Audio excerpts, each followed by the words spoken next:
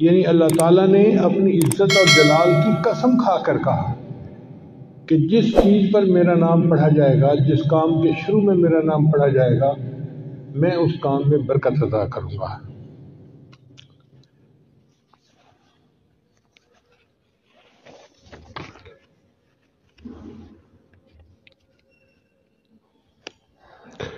چنانچہ اسلام سے پہلے جو مشرکین مکہ تھے وہ ہر کام سے پہلے اپنے بتوں کے نام لیا کرتے تھے، اور وہ سمجھتے تھے کہ بتوں کا نام لینے سے ہمارے کام میں برکت ہو جائے گی۔ لیکن جب اسلام آیا تو شریعت نے حکم دیا کہ نہیں، تم ہر کام سے پہلے اللہ کا نام لو، اللہ کے نام سے برکت ہو جائے گی۔ یہ جو بسم اللہ ہے نا، اس کے 19 حروف ہیں، بسم اللہ الرحمن الرحیم۔ اس کے حروف کو گنے تو بنتے ہیں 19۔ مفسرین نے لکھا ہے کہ جہنم کے جو داروغے ہیں وہ بھی 19 فرشتے ہیں، قرآن مجید میں ہے۔ تو بسم اللہ کے 19 حروف ان 19 فرشتوں کی پکڑ سے بندے کو بچا دیں گے۔ تو جو بندہ ہر کام میں بسم اللہ پڑھتا رہے، اللہ تعالیٰ اس کو جہنم سے نجات عطا فرمائیں گے۔ اور بعض مفسرین نے یہ نقطہ بھی لکھا ہے کہ دن کے ہوتے ہیں 24 گھنٹے، تو 5 نمازوں کے بدلے 5 گھنٹوں کے گناہ معاف، باقی رہ گئے 19 گھنٹے۔ تو اگر وہ بسم اللہ کا تکرار بھی کرتا ہے تو 19 حروف کے بدلے اللہ 19 گھنٹوں کے گناہ بھی معاف فرما دے۔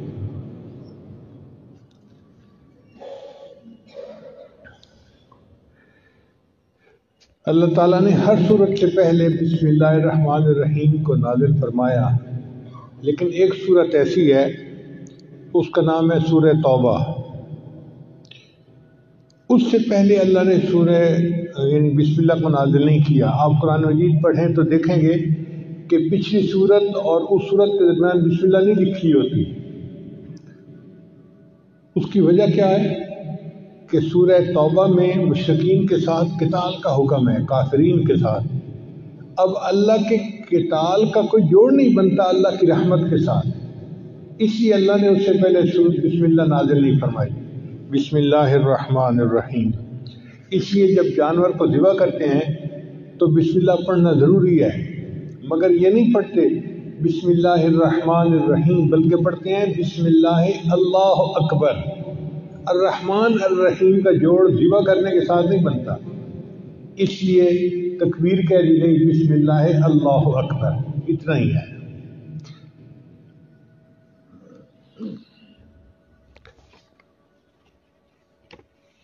حضرت علی رضی اللہ عنہ فرمایا کرتے تھے کہ جو کچھ پہلے آسمانی کتابوں میں نازل ہوا، اللہ نے وہ سب کچھ قرآن مجید میں نازل فرما دیا، اور جو کچھ پورے قرآن مجید میں نازل ہوا وہ اللہ نے سورہ بقرہ میں نازل فرما دیا، اور جو سورہ بقرہ میں نازل ہوا اللہ نے اس کو سورہ فاتحہ میں نازل فرما دیا، اور جو کچھ اللہ نے سورہ فاتحہ میں نازل کیا اس کو اللہ نے بسم اللہ الرحمن الرحیم میں نازل فرما دیا۔ یہ بسم اللہ الرحمن الرحیم ایک آیت ہے، لیکن یہ تمام آسمانی کتابوں کا خلاصہ اور نچوڑ ہے۔ اور علماء نے ایک نقطہ اور لکھا ہے کہ جو کچھ بسم اللہ میں نازل ہوا وہ بسم اللہ کے پہلے حرف با کے اندر آ گیا۔ با کا حرف جو ہے وہ وصل کے لیے ہوتا ہے، جوڑنے کے لیے۔ تو اس کا مطلب یہ ہے کہ پوری آسمانی کتابوں کا نچوڑ یہ ہے کہ مخلوق کو اپنے رب کے ساتھ جوڑ دیا جائے۔ اس لیے بسم اللہ کے 2 معنی ہیں۔ عربی زبان میں اسم کے 2 معنی ہیں، ایک معنی ہے نام، تو بسم اللہ کا ترجمہ بنے گا اللہ کے نام کے ساتھ جو رحمان ہے اور رحیم ہے۔ بسم اللہ الرحمن الرحیم۔ اور ایک اسم کا مطلب عربی زبان میں برکت بھی ہے، تو بسم اللہ کا ترجمہ بنے گا اللہ کی برکت کے ساتھ۔ ہمیں یاد ہے کہ ہمارے گھر میں جو بڑی بوڑھی عورتیں تھیں نا پرانے زمانے کی، وہ اٹھتے بیٹھتے اللہ دی برکت نال، اللہ دی برکت نال، یہ لفظ بہت پڑھتی تھی۔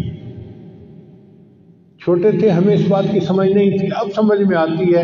اصل میں وہ بسم اللہ کا ترجمہ پڑھا کرتی تھی، اللہ کی برکت کے ساتھ بسم اللہ کہتی تھی ہر کام سے پہلے۔ ان کی زبانیں بسم اللہ سے رطب اللسان بالکل تر رہتی تھی، ہر وقت اٹھتے بیٹھتے کرتے پھرتے ہر وقت بسم اللہ بسم اللہ بسم اللہ۔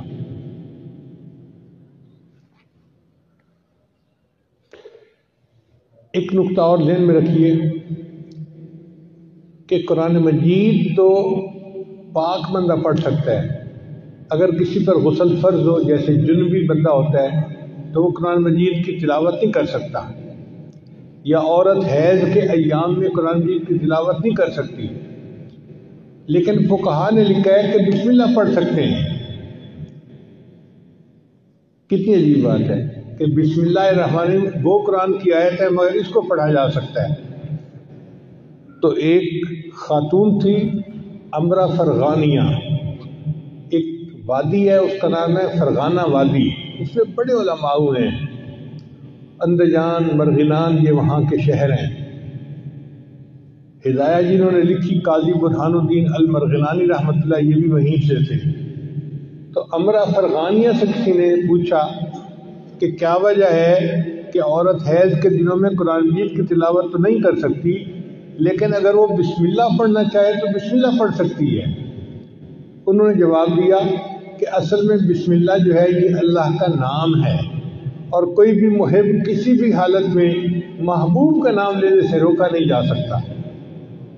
یہ نہیں کہا سکتا کہ اب تم محبوب کا نام نہیں لے سکتے، جس حال میں بھی ہوگا وہ محبوب کا نام تو لے سکتا ہے، اس لیے بسم اللہ کی اللہ نے اجازت عطا فرما دی۔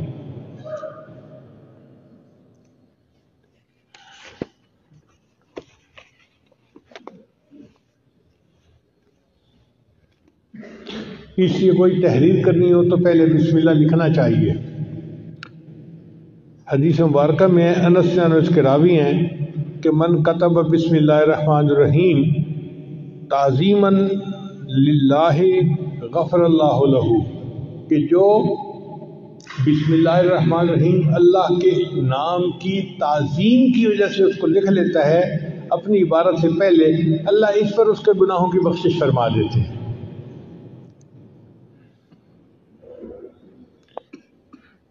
ابو ہریرہ نے روایت کرتے ہیں، یہ در منصور کی روایت ہے، قال رسول اللہ صلی اللہ علیہ وسلم کہ نبی علیہ السلام نے ارشاد فرمایا کل امر ذی بال لا یبدأ فیہ بسم اللہ الرحمن الرحیم اقطع، کہ ہر اچھا کام جو بسم اللہ کے بغیر شروع کیا جائے تو وہ برکت سے خالی ہو جاتا ہے اچھا کام لیکن بسم اللہ نہیں پڑھی، اب اس میں برکت ختم ہو گئی۔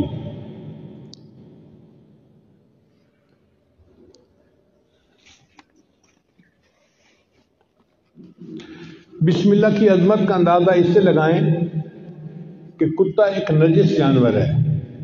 حدیث پاک میں آتا ہے جس گھر میں کتا ہوتا ہے وہاں رحمت کا فرشتہ داخل نہیں ہوتا، اس لیے شکار کی نیت سے کتے کو پالنے کی اجازت ہے، یہ حفاظت کی نیت سے، مگر اس کو گھر کے باہر رکھا جائے، گھر کے اندر نہ داخل کیا جائے۔ اگر گھر کے اندر کتا آ گیا تو گھر میں سے برکت ختم ہو جائے گی، فرشتے اس گھر میں نہیں آئیں گے۔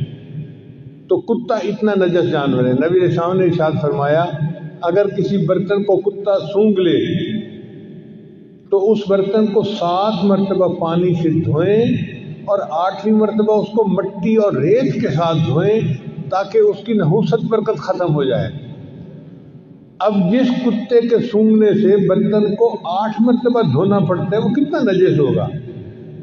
لیکن حدیث پاک میں آتا ہے کہ اگر شکار کے لیے کتا پالا ہوا ہے، پہلے زمانے میں خرگوش کا شکار کرتے تھے کتوں کے ذریعے سے،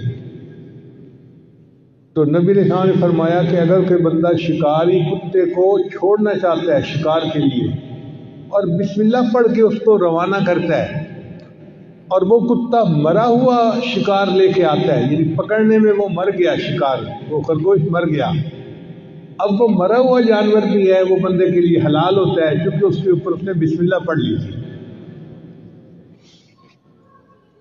عدی بن حاتم طائی کے بیٹے تھے، صحابی بن گئے، انہوں نے نبی علیہ السلام سے پوچھا اے اللہ کے نبی صلی، میں کبھی کبھی شکار کرتا ہوں لیکن میں جب اپنا کتا چھوڑتا ہوں نا شکار کے اوپر تو میں تو بسم اللہ پڑھ لیتا ہوں، مگر اس کے ساتھ جنگلی کتے بھی شامل ہو جاتے ہیں شکار کو پکڑنے میں تو شکار مر جاتا ہے، اب کیا میرے لیے اس شکار کو کھانا جائز ہے؟ تو نبی صلی اللہ علیہ وسلم نے فرمایا نہیں، جائز نہیں، اس لیے کہ ان کتوں کے اوپر بسم اللہ نہیں پڑی گئی، اس لیے ان کا شکار حلال نہیں ہے۔ آپ اندازہ لگائیے بسم اللہ کی برکت کا کہ ایک کتے، اتنا نجس جانور، بسم اللہ پڑھ کے شکار کے لیے چھوڑے تو اس کا مرا ہوا جانور بھی شریعت نے حلال قرار دے دیا۔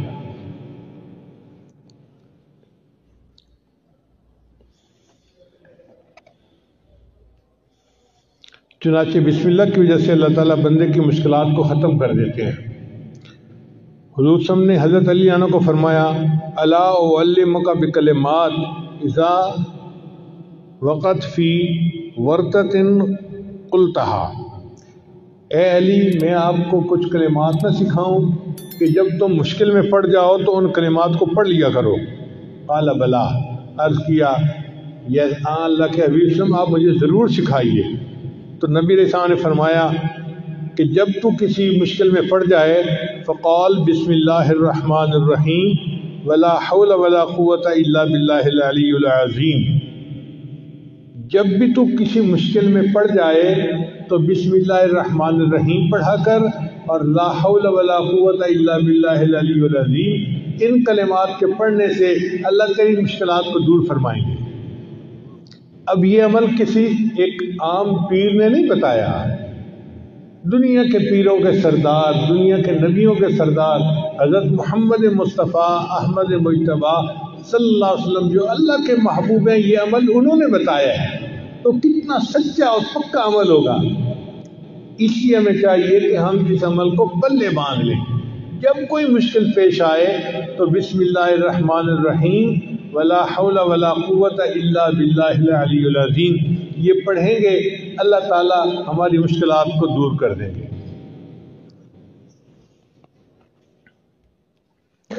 پھر بسم اللہ الرحمن الرحیم کی وجہ سے صرف دنیا کی مشکلات دور نہیں ہوتی، آخرت کی مشکلات بھی دور ہوتی ہیں۔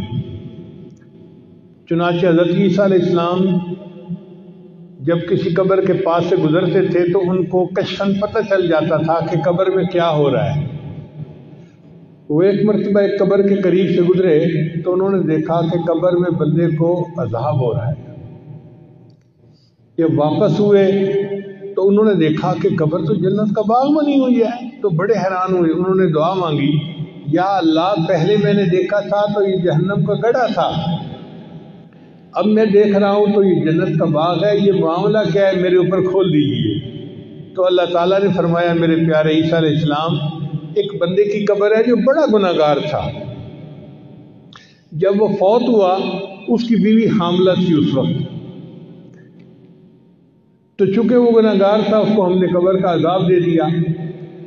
اب اس کی بیوی کے ہاں بیٹا پیدا ہوا، بیٹا تھوڑا بڑا ہوا تو ماں اس کو پڑھانے کے لیے مدرسے لے گئی اور قاری صاحب کو کہا کہ میرے بچے کو قرآن پڑھاؤ۔ آج اس بچے نے بسم اللہ الرحمن الرحیم پڑھا، اس کے معصوم منہ سے جو بسم اللہ نکلی تو میری رحمت نے گوارا نہ کیا کہ معصوم بچہ تو بسم اللہ پڑھے اور میں اس کے باپ کو قبر میں عذاب دوں، میں نے اس کے باپ کو جنت کا باغ بنا دیا۔ چنانچہ حدیث پاک میں آتا ہے کہ جب کوئی بچہ بسم اللہ پڑھنا سیکھتا ہے اللہ 4 بندوں کی مغفرت فرماتے ہیں بسم اللہ سیکھنے پر۔ ایک بچے کی مغفرت ہو جاتی ہے، ایک پڑھانے والے کی مغفرت ہو جاتی ہے، اور ایک بچے کے ماں باپ ان دونوں کی مغفرت ہو جاتی ہے۔ بسم اللہ کے سیکھنے پر اللہ 4 بندوں کے گناہوں کی مغفرت فرما دیتے ہیں۔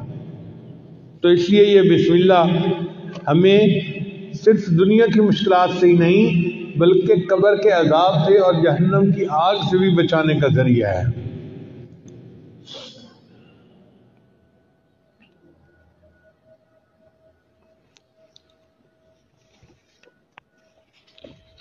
چنانچہ علماء نے لکھا ہے کہ بسم اللہ جو ہے نا یہ اسم اعظم ہے۔ حدیث پاک میں آتا ہے کہ جب کوئی دعا کی جائے اسم اعظم کے ساتھ تو اللہ تعالیٰ اس دعا کو قبول فرما لیتے ہیں۔ اب اسم اعظم کون سا ہے یہ کسی کو نہیں پتا، اللہ نے اس کو چھپا لیا، مگر امام اعظم ابو حنیفہ رحمۃ اللہ فرمایا کرتے تھے کہ اللہ تعالیٰ کا جو اسم ذات ہے نا اللہ، یہ اسم اعظم ہے۔ تو کسی نے پوچھا جی کہ آپ کے پاس دلیل کیا ہے اسم اعظم؟ تو انہوں نے فرمایا اس لیے کہ اللہ تعالیٰ نے اپنی کتاب میں سب سے پہلے جو نام نازل کیا وہ